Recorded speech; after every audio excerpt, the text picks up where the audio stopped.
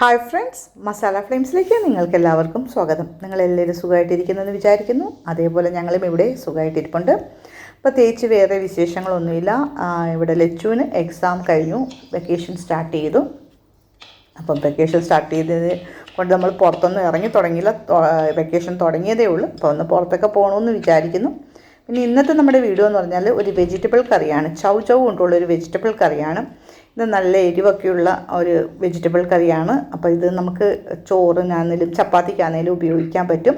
അപ്പോൾ ഇതിൻ്റെ കൂടെ വേറെ കറി ഒന്നും വേണമെന്നില്ല. ഈ ഒരു കറി മതി നമുക്ക് ചോറാണെങ്കിലും ചപ്പാത്തി ആണെങ്കിലും കഴിക്കാൻ. അപ്പോൾ അങ്ങനെ ഒരു വീഡിയോയുമായിട്ടാണ് ഞാനിന്ന് നിങ്ങളുടെ മുമ്പിലേക്ക് വന്നിരിക്കുന്നത്. ഇത് ഉണ്ടാക്കാനായിട്ട് അത്ര സമയമൊന്നും വേണ്ട. നമുക്ക് എല്ലാവർക്കും പെട്ടെന്ന് ഉണ്ടാക്കാൻ പറ്റുന്ന ഒരു കറിയാണ്. അതേപോലെ നല്ല ടേസ്റ്റാണ്. അപ്പം നിങ്ങളെല്ലാവരും എൻ്റെ ഈ വീഡിയോ കണ്ടിട്ട് ഇത് ഉണ്ടാക്കി നോക്കണം. അതേപോലെ തന്നെ നിങ്ങളെല്ലാവരും എന്നെ സപ്പോർട്ട് ചെയ്യണം. വീഡിയോ കാണണം, സബ്സ്ക്രൈബ് ചെയ്യണം, ഷെയർ ചെയ്യണം, ലൈക്ക് ചെയ്യണം. അപ്പോൾ നിങ്ങളുടെ എല്ലാം സപ്പോർട്ട് ഞാൻ പ്രതീക്ഷിക്കുന്നുണ്ട്. നമുക്ക് വീണ്ടും വീഡിയോ ഇടാനുള്ളൊരു പ്രചോദനം എന്ന് പറഞ്ഞാൽ നിങ്ങൾ വീഡിയോ കാണുന്നതും സപ്പോർട്ട് ചെയ്യുന്നതുമാണ്. ഇനി നമുക്ക് നമ്മുടെ കറി എങ്ങനെയാണ് ഉണ്ടാക്കുന്നതെന്ന് നോക്കാം. കറി ഒരു പാൻ എടുത്ത് അടുപ്പിലോട്ട് വെച്ചിട്ട് അതൊന്ന് വെള്ളമൊക്കെ പോയി കഴുകിയതിൻ്റെ വെള്ളമൊക്കെ പോയി കഴിയുമ്പം ഒരു 2 ടേബിൾ സ്പൂൺ എണ്ണ നമുക്ക് അതിലേക്ക് ഒഴിച്ചു കൊടുക്കാം. അതിപ്പം വെളിച്ചെണ്ണയാണ് ഞാൻ ഒഴിച്ചേക്കുന്നത്. ഏതെണ്ണ വേണമെങ്കിലും ഉപയോഗിക്കാം. അപ്പം എണ്ണ ഒന്ന് ചൂടായി വരുമ്പോഴത്തേക്ക് അതിലേക്ക് ഒരു 1/2 ടീസ്പൂൺ കടുക് ഇട്ട് കൊടുക്കാം. കടുക് ഒന്ന് പൊട്ടി കഴിയുമ്പോഴത്തേന് നമുക്ക് അതേ കണക്ക് തന്നെ 1/2 ടീസ്പൂൺ ഉലുവയും കൂടി ഇട്ട് കൊടുക്കാം. അത് ഉലുവയൊന്ന് മൂത്ത് വരുന്നത് വരെ നമുക്കൊന്ന് വെയിറ്റ് ചെയ്യാം. ഉലുവയൊന്ന് മൂത്ത് വരുമ്പോൾ നമ്മളൊരു 10 ചെറിയ ഉള്ളി എന്ന് പറഞ്ഞാൽ ചുമന്നുള്ളി എന്നും പറയും. അപ്പോൾ ആ ചെറിയ ഉള്ളി ഒന്ന് ചതച്ചത് ഇതിലേക്ക് ഇട്ടൊന്ന് വഴറ്റിയെടുക്കാം. അതൊന്ന് ചെറുതായിട്ടൊന്ന് വഴന്ന് വരുമ്പോൾ അതിലേക്ക് നമുക്ക് വെളുത്തുള്ളി ഒരു 4 വെളുത്തുള്ളി ചെറുതായിട്ട് അരിഞ്ഞതും കൂടി നമുക്ക് ഇട്ട് കൊടുക്കാം. വെളുത്തുള്ളി ചേർത്തതിന് ശേഷം നമുക്ക് ചെറുതായിട്ടൊന്ന് ഇളക്കിയിട്ട് അതിനകത്തേക്ക് ഒരു 1/2 ടീസ്പൂൺ മഞ്ഞൾപ്പൊടി കൂടി ചേർത്ത് അതൊന്ന് ചെറുതായിട്ട് ഇളക്കാം.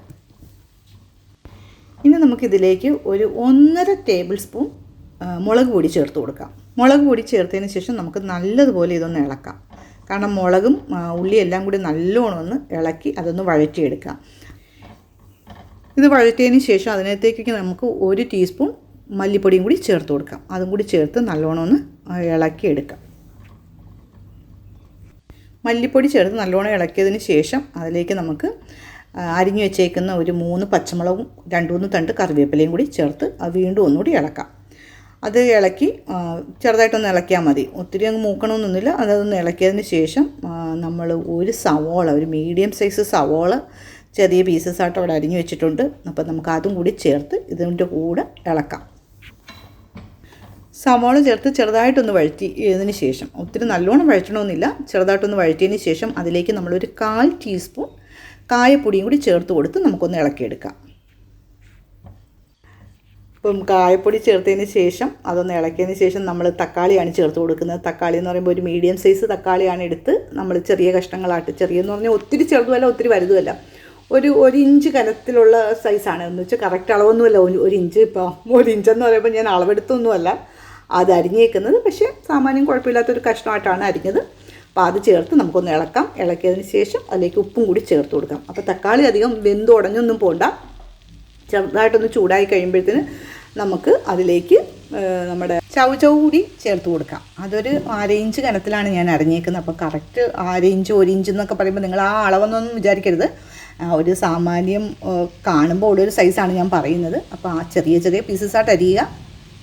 എന്നിട്ട് അതും കൂടി ചേർത്ത് നമുക്ക് ഇളക്കാം. ഇളക്കിയതിന് ശേഷം അതിലേക്ക് ഒരു നെല്ലിക്ക വലിപ്പത്തിലുള്ള പുളിയും കൂടി പിഴിഞ്ഞ് ഒഴിച്ചു കൊടുക്കുന്നുണ്ട്. അപ്പോൾ ആ പുളിയും കൂടി ചേർത്ത് നമുക്കിതിനെ ഒന്ന് നല്ലോണം ഇളക്കിയതിന് ശേഷം അടച്ചു വെച്ച് വേവിച്ചാൽ മതി.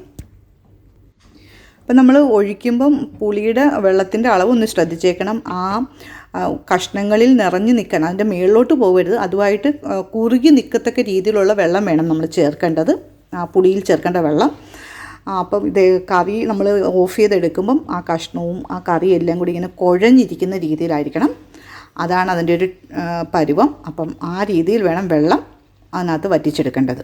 അപ്പം നമ്മുടെ കറി അങ്ങനെ റെഡി ആയിട്ടുണ്ട്. അപ്പോൾ ലാസ്റ്റ് നമ്മൾ വീണ്ടും ഒന്നുകൂടി ഉപ്പൊന്ന് ടേസ്റ്റ് ചെയ്ത് നോക്കുക. ഉപ്പ് പോരെങ്കിൽ ചേർത്ത് കൊടുക്കണം. ഉപ്പ് ചേർത്തതിന് ശേഷം കറി വീണ്ടും ഒന്ന് ഇളക്കിയതിന് ശേഷം ഗ്യാസ് ഓഫ് ചെയ്ത് നമുക്ക് ഈ കറി ഉപയോഗിക്കാവുന്നതാണ്.